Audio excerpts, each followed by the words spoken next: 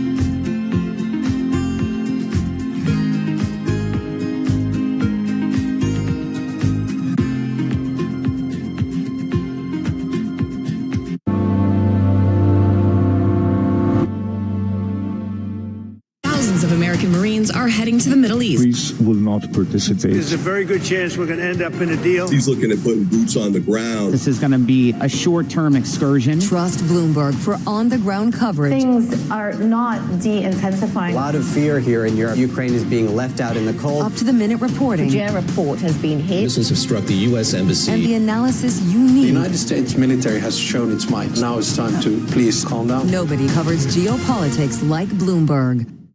Bringing you the world's business and financial news whenever and wherever it happens. I'm Michael McKee at Mount Everest. And this is Bloomberg. When news breaks, a redhead across the Bloomberg terminal. Bloomberg has you covered. Trump's global tariffs are struck down by the U.S. Supreme Court. For all the context and clarity you need. There's going to be now tons of tariff headlines until midterm elections. Hear it first on Bloomberg. World's most powerful investors don't ring a bell. They quietly reshape entire industries. This is the money shaping the world. The Dealmaker playbook, where power and billions of dollars change hands every day. From private equity and credit to venture capital and M&A, we bring you the inside scoop on the biggest deals and debates, plus exclusive conversations with finance's ultimate insiders. I'm Danny Berger, and this is Bloomberg Deals. Every week, only on Bloomberg Television. It's a multi-trillion-dollar industry. We'll show you what's happening in ETFs like no one else. ETF IQ, only on Bloomberg.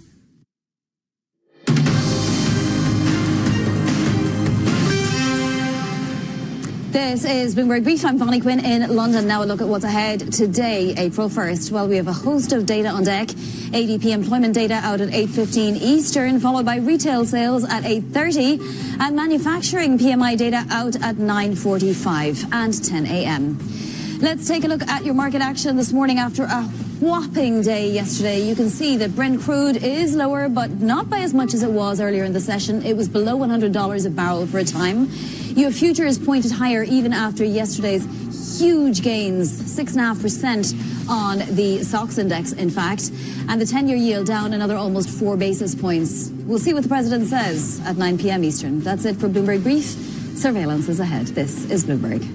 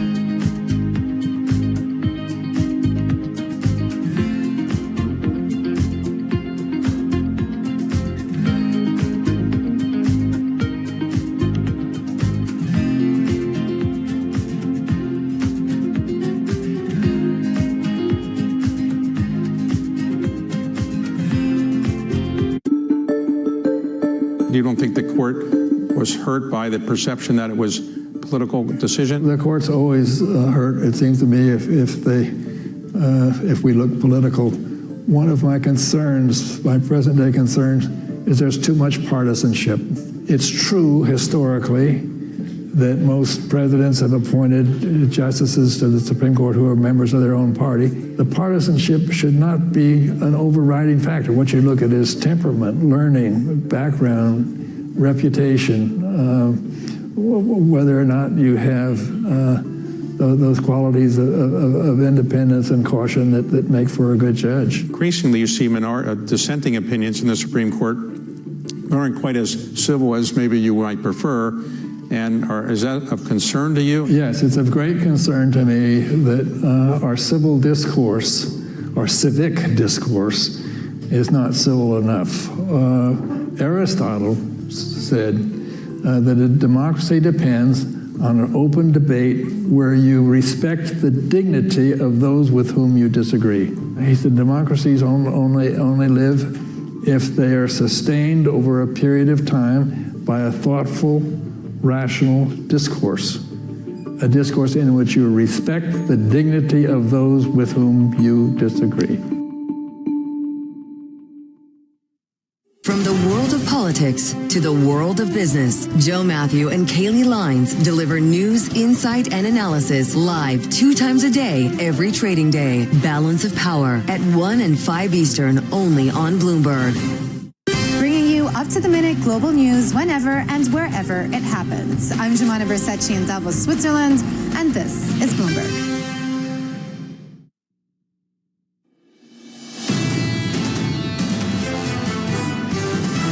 Some of these unwinds have been technical and mechanical. The equity markets, guys, don't seem to be overly concerned. Is there opportunity in the market? I think absolutely. The market will not wait for clarity. The market is just looking for, are things getting less bad? We kind of have to take it one day at a time. This is Bloomberg Surveillance with Jonathan Farrow, Lisa Abramowitz, and Anne-Marie Hordern. Live from New York City this morning. Good morning, good morning. For our audience worldwide, Bloomberg Surveillance starts right now. Coming into Wednesday, positioning for the end game. We're finishing the job, and I think within maybe 2 weeks, maybe a couple of days longer to do the job. But we want to knock out every single thing they have. Now, it's possible that we'll make a deal before that. The president gearing up to address the nation later on this evening as the UAE is reportedly preparing to help the US reopen the strait. Crude trimming gains following a record-breaking monthly rally. A warm welcome to Q2. Hey, and it's clear as mud, just as it was during Q1. Ultimately, what have we learned?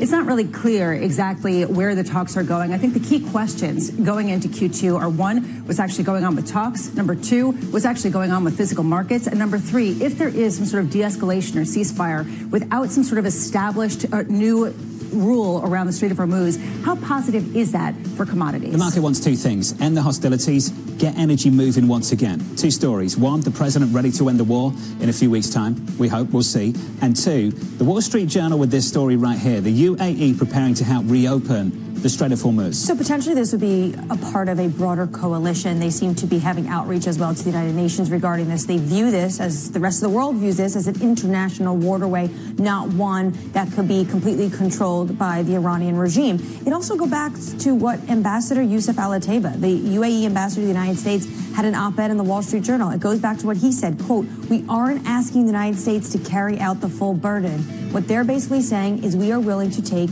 a more aggressive posture alongside the United States." So what's the outlook for prices? What's the base case in the White House? This from Politico just moments ago. The base case, their advice from Treasury officials: prepare for $100 per barrel for some time. And this ultimately is the conclusion that a lot of people are coming to, which will allow the economy to grow, but poses the biggest threat to central bankers worldwide, because ultimately it's going to be that increase in inflationary pressure without necessarily the downdraft on growth that leaves them in an obvious position. It's sort of stagflation light, stagflation-esque, and maybe outright stagflation when you look at the Eurozone. We're all wrestling with the same thing. For European gas prices up by something like 60%. The crude move 50, 60% higher through the month of March. And now we start to see the shortages through Asia, rationing in places like Indonesia. And a question, Lisa mentioned Europe. Is Europe next if this doesn't get solved, and solved quickly? I think one of the most important interviews yesterday, maybe it was important to this White House, because the president took aim directly at UK jet fuel about 20 minutes after Societe Generale was on this program and said, the last vessel carrying jet fuel into the United Kingdom is on its way now. And after that, there's none coming left. It's nice to get rid of March, isn't it? Just to start a new month. Oh, yeah. A new quarter. Today is April Fool's. All I can say is I have a feeling it's going to be a lot more fun. It's going to be a lot more stable in April. Oh, my goodness. The never-ending first quarter has come to a close. Welcome to Q2 and a month of April. Coming up this hour, Stephen North of Federated, with stocks coming off their best day since May. Ellen Wald of the Atlantic Council on why oil markets are facing more questions than answers. And Ellen Zentner of Morgan Stanley as markets look to turn the page on a wild first quarter. We begin this hour with our top story. President Trump saying the U.S. could end operations in Iran in 2 to 3 weeks. Bloomberg's Jemana Bersecci joins us now from Dubai for more. Good morning, Jemana. Not just that story, but also the UAE preparing to enter to reopen the Strait of Hormuz. How's that going down across the region? Yeah, well, once again, there's a lot to unpack here. It's certainly not the first time that President Trump has given a time frame for how long he expects the war to go on for. The latest, obviously, the suggestion that it could go on another 2 to 3 weeks. I will just remind people, 2 to 3 weeks is actually a really long time in terms of military operations. And during that 2 to 3 week window, there's another deadline that President Trump set. Remember the April 6th deadline? Vis-a-vis Iran coming to the table, and if they're not doing that, then the U.S. reserved the right to hit back at their infrastructure and their power plants. That is also a deadline that is coming up on Monday as well. So within those constraints, I will say that a couple of things have actually stood out in the last 24 hours, though. The first is the fact that the U.S. seem to think that they are progressing very well militarily, and even this is echoed by the Israeli Prime Minister as well. Benjamin Netanyahu also gave a speech yesterday, which I thought was interesting. He said the two existential threats of ballistic missiles and nuclear weapons have now been removed. So this is also coming from the Israeli Prime Minister, notable. Second is President Trump seemed to imply that you don't need to have a deal with Iran in order for the war to end, so implying that Iran does not have agency here. Of course, they would attest that they have their own conditions as well for the war to end, including assurances that this wouldn't happen again. And then the third point, which has really become, I think, quite apparent in the last 24 hours, is the delinking between the military objectives on one side versus the fate of the Strait and what happens to the Strait of Hormuz here. And an outcome in which Iran are still exercising sovereignty and still controlling who and what vessels get to pass through the Strait is an outcome that is unacceptable for pretty much all of the nations in the Gulf, for sure, and most nations around the world. This should be a free maritime shipping passage. So there is the story that came through from Wall Street Journal overnight suggesting that the UAE are putting forward a resolution at the United Nations Security Council in order for them to be involved in reopening the Strait by force, either militarily or by offering assistance to the U.S. And I think they would get strong support on that front from Bahrain, and certainly the language coming of Saudi Arabia would suggest that they too are aligned in terms of Iran's fate, and that they should not be able to exercise such a sovereignty over the Strait of Hormuz. But at the same time, I think the language here is also very important, and they have reiterated that if they were to get involved, it should be part of a broader global coalition. And so potentially over the next couple of weeks, maybe you're going to start seeing more reporting emerge about a global coalition that's forming, not just with the Gulf states, but perhaps with European allies as well, to help secure the safe passage of vessels going through. One last thing that I just want to remind people over the next 2 to 3 weeks, there are more military assets from the U.S. arriving to the region. There is a third aircraft carrier that has set sail that happened in the last couple of days. It should be arriving in the next 2 to 3 weeks. And so the buildup of military is still going on, and the operations are still going on. I will tell you, over here in the UAE, we have had the busiest couple of days of air defenses being triggered since the beginning of the war. So, the operations are still going on at high intensity. Jumana, with the latest on the ground. Jumana, thank you. Jumana Basechi there, leading our coverage out of the region. The first trading day of April could be a long trading day. The president addressing the nation later on this evening. I was thinking to myself, how many people were excited, thinking maybe this is an April Fool's joke and I don't have to stay up until 10 or 11 p.m. to understand exactly what the mood for Q2 is going to be. Well, a source called me last night after that news became public and said it's going to be the Academy Awards of verbal intervention. More to come a little bit later on this evening. Here's the view on Wall Street this morning. Stephen Orth, The Federated, writing the following: we are treating this as another brick in the wall of worry as the US markets advance towards our S&P 500 target of 7,500 for 2026. Steve joins us now for more. Steve, good morning. Good morning. Why is this just another brick in a climbable wall of worry? Well, we have an expression at Federated Hermes, if it can't happen, it won't. And I think, the alternative really can't happen. And you've seen already UAE stepping in here. We can't have 20 million, 11 million barrels a day, I guess, if they can keep the Red Sea open of the world's oil supply, which is 11% unavailable. That just takes oil, roughly, I think, as you guys know, it's about $10 a barrel. So you're looking at a number in the 150s that would kill the global economy. So we have a 15% probability that that's what happens. So that's why we're sort of signaling caution here. We have not added to equities. We're keeping our forecast in place at the moment. But every week that goes by, we get closer to the summer driving season. I think you know that the gasoline output, they have to store it in advance. They can't produce enough to meet demand during the summer season. So crack spreads are closing in on $20 on top of the oil price. That gets you to levels that often results in a demand response. So a few more weeks of this, we're going to have to take down our GDP forecast. The president just told you it's going to be a few more weeks. I think that's why he's looking at those number of weeks. I think they're doing the math on this. So they really do have to figure out a way to get this over in a couple more weeks, or people are going to start taking down their GDP forecasts. We entered into this with GDP ahead of consensus. We were at 4% for this year because of all the stuff that's going on with the One Big Beautiful Bill and, the stuff people have talked about. And the underlying earnings pretty good. Investments are pretty good. So fortunately, we're entering into this with a strong number. So this doesn't yet put us into a recession scenario. It's more like lower growth than we're anticipating. I'm also looking very carefully now. We've got earnings season coming up in another 10 days or so. And, it's going to be great. We know that coming into the thing. But the question is this going to be like the weather? Everyone's going to be talking about the weather here, which is, the Mideast, and guidance might be more conservative, and that's probably not good for the market either. So there are a lot of unknowns. There are known unknowns, some of them are unknown unknowns, and it's just a really muddy moment, and everyone's really frustrated, which one analyst came in yesterday and said, it gives me a lot of time to take a step back and have big thoughts. So I'm curious for you to have big thoughts, to understand how structurally the market has changed. Even if, say, this is a short conflict, there will be an inflationary read-through. And if the economy is strong, even more so. And right now, it seems like we're pushing up against the limits of both fiscal borrowing as well as just how much the Fed can stimulate, or monetary policymakers can really stimulate on the other end.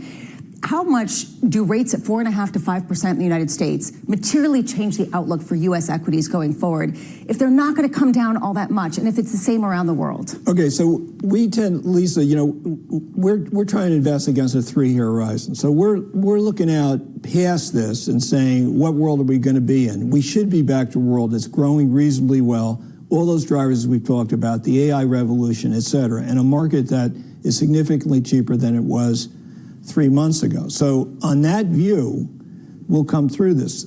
The question is, in the meantime, how do you navigate your way there? And as I said, if this goes on longer, I'm more worried about the demand impact. You're more worried about the inflation impact. Well, it's one or the other. I would say 4.5 is another Maginot line for the Trump administration. We saw that back in April of last year.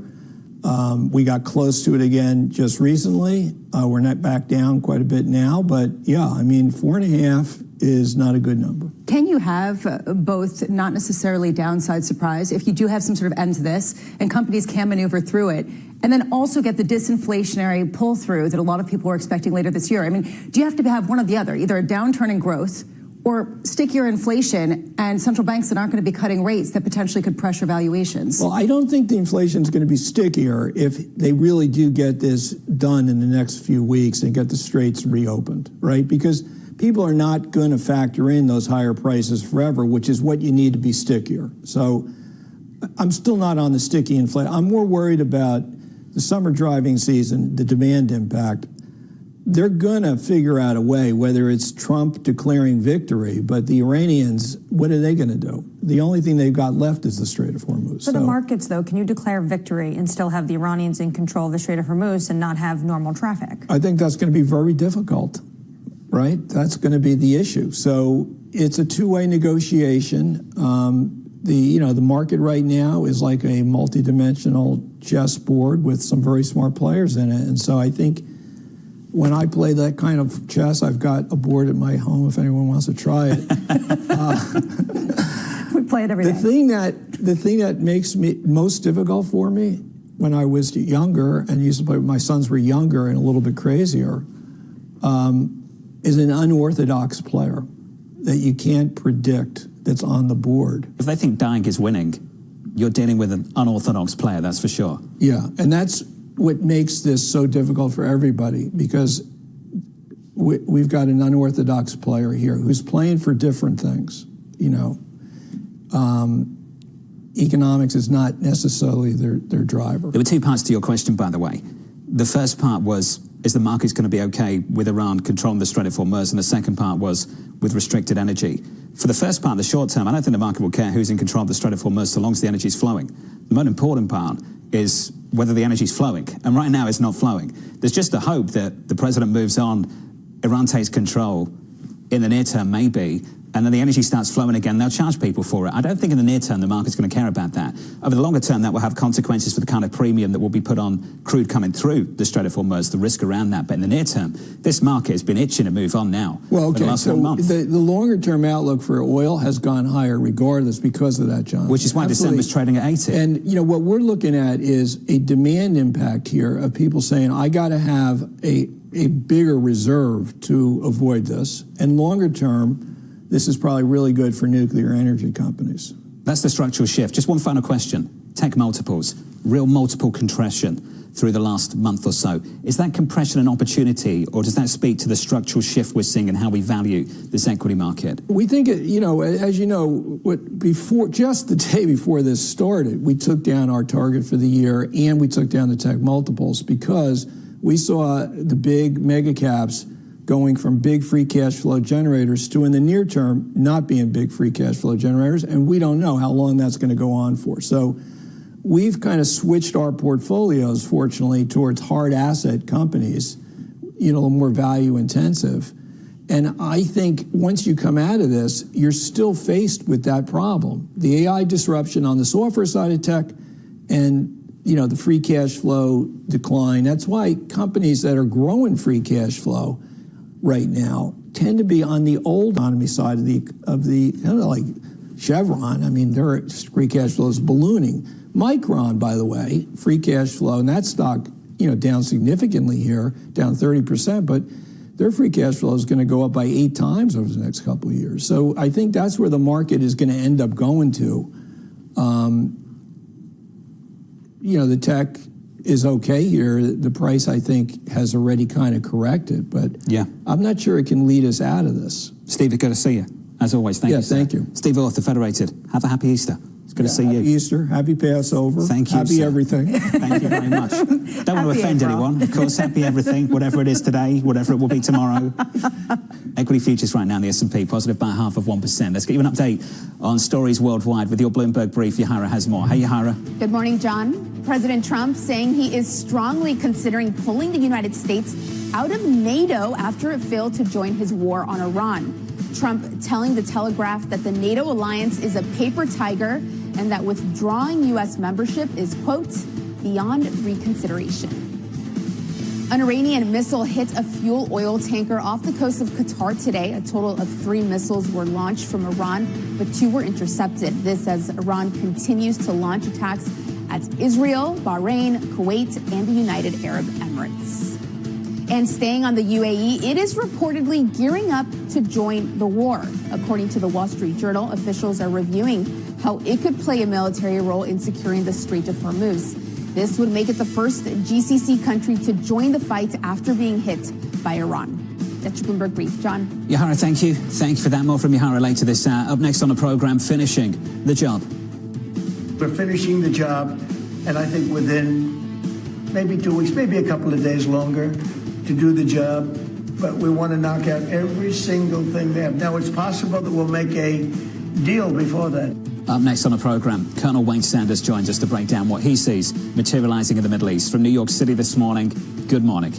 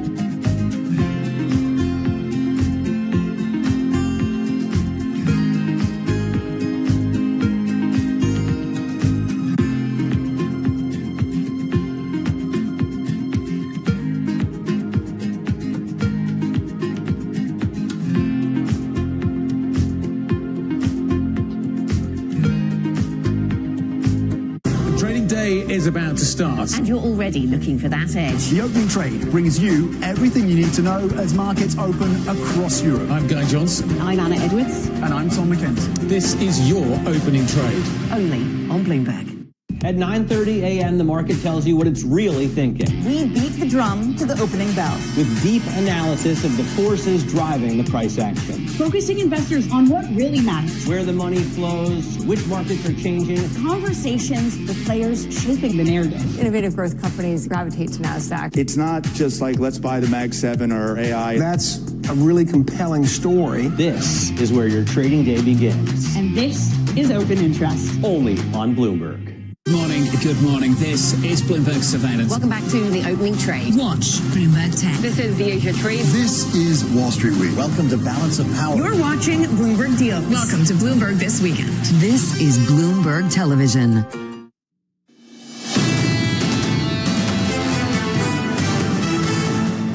The bounce continues. Equity futures higher here by 0.5% on the S&P. On the Nasdaq, up by 0.7. Under surveillance this morning, finishing the job. When we feel that they are, for a long period of time, put into the Stone Ages, and they won't be able to come up with a nuclear weapon, then we'll leave, whether we have a deal or not. We're finishing the job, and I think within maybe 2 weeks, maybe a couple of days longer to do the job. But we want to knock out every single thing they have. Now, it's possible that we'll make a deal before that. So here's the latest this morning. President Trump signaling the Iran war could end in the coming weeks, saying the U.S. military goals have largely been achieved and that other countries should be tasked with reopening the Strait of Hormuz. To discuss, Colonel Wayne Sanders, senior defense analyst at Bloomberg Intelligence, joins us now for more. Colonel, welcome to the program. The answer to the following question is highly conditional on what you believe the objectives are. But if you didn't see that statement overnight, if you hadn't seen any of the Truth Socials, the social media posts, and you were just focused on how things were emerging in Iran and watching the military posture evolve over time, what phase of the war would you say we're in right now? Yeah, right now I'd say we're almost entering into sustained operations, also known as like steady state operations, because you have so much firepower that is already out there, right? You actually have a third aircraft carrier that is potentially coming into the region. Normally you have about 3 or 4 that are operationally deployed. Then you have a handful that are in training status as well. And then a couple that are in maintenance. So you're having a large portion of your forces that are actually tied in directly to the Iran conflict. It allows you to have a network of mobile air bases to be able to conduct your strikes against that. 11,000 targets have been hit across Iran at this point in time by the United States, and they continue to do it. And the United States military is not going to stop until they have been ordered to stop. Right, and we see even last night a massive port near the Strait of Hormuz was hit. So if you ignore everything that is said, to Jonathan's point, and just look at what Trump is doing in terms of the military buildup, how much longer do you think the United States will be in this conflict? Yeah, when you move that the third aircraft carrier in there, it's signaling that it's going to be a longer-term escalation. It's one of two things, and it's really only those two options. It's either I have a surge plan that I want to do, and he's kind of alluding to it a little bit now in terms of almost the final blow that he brought up last week, to be able to hit a lot of these and, forgive the phrase of, bombing them to the Stone Age, but being able to hit those military targets to the point where they wouldn't even be able to get stuff out of the rubble from that perspective. Or it's signaling that, hey, we are going to be here for a while, and we want to make sure that we have the ability to rotate our aircraft carriers, rotate our air crews that have been surging for the last month, so that you can actually avoid some operator burnout there. Do both of those plans include the United States making sure the Strait of Hormuz is open as normal? Yeah, I think that ends up being one of the key, I call it second and third order effects to what those military operations are. They've achieved the military operations and their objectives to point now in terms of their valid military targets, taking out a lot of Iranian leadership, as well as those missile stockpiles and nuclear sites as well, right? They've done those pieces of it. But now at that point in time, you still are trying to create what they call freedom of maneuver through the Straits of Hormuz. But you can never eliminate the asymmetric threat. And you've seen General Kane talk about that multiple times during his press briefings as well, is that you can eliminate as much as you want as the conventional force, but all it does is it takes just a handful of folks that may have a shoulder-fired missile or something very similar to insurgent campaigns, back in 2003 in Iraq and Afghanistan. Colonel, this is the reason why people are talking about some sort of buffer zone around the Strait of Hormuz to try to ensure and prevent some of these rogue attacks. What could a coordinated UAE and United States effort look like to try to secure that type of buffer?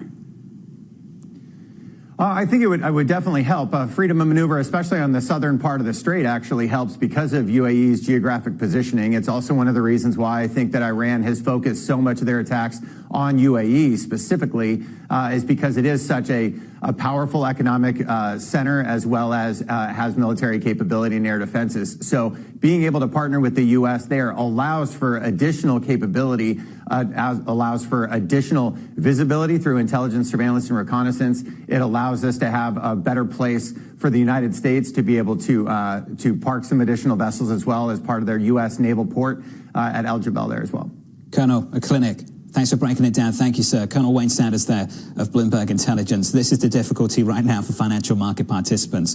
The verbal guidance you're getting is this could end soon. The military posture speaks to something far more prolonged. Yeah, ultimately, if you're moving another aircraft carrier over to the region and if you're deploying troops, it all takes money. It takes a cost. It's not just simply something that you do just in case. And that speaks to something that really speaks more to an escalation rather than we're almost out. Verbally, they want to kind of control or at least pause some of the unwinding you could see what would happen in a war in financial markets. But at the same time, the president wants to be able to go in and finish the degradation we've seen with the regime. Very difficult to do at the same time. Up next, following a record-breaking monthly rally in the energy market, we'll catch up with Adam Wald of the Atlantic Council. Plus, Yahara has some morning movers for you. In the market, Nike shares sinking with the war in Iran weighing on guidance. That name is down by 10%.